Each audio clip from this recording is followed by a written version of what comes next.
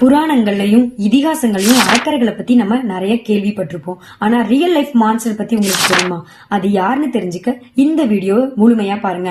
Hi hello everyone, நான் உங்க advocate Pratibha. இன்னைக்கு சட்டமும் நானும் சீரீஸ்ல நம்ம ரியல் லைஃப் மான்ஸ்டர் பத்தி தான் தெரிஞ்சுக்க போறோம்.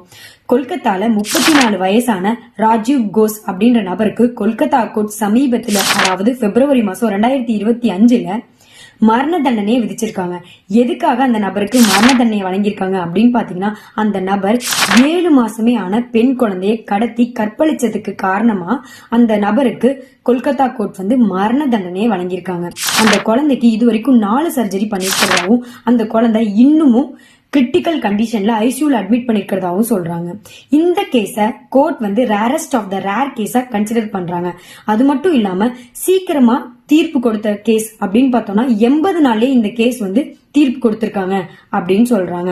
அது மட்டும் இல்லாம குழந்தைக்கு எதிராக நடக்கிற பாலியல் வன்கொடுமைகளுக்கு ஒரு முற்றுப்புள்ளி வைக்கிற நோக்கத்துல இந்த கேஸ்ல தீர்ப்பு கொடுத்ததா ஜட்ஜஸ் சொல்றாங்க. இந்த தீர்ப்பு பத்தி உங்க கருத்து என்ன அப்படின்றத கமெண்ட் செக்ஷன்ல சொல்லுங்க. For more videos follow me. Thank you.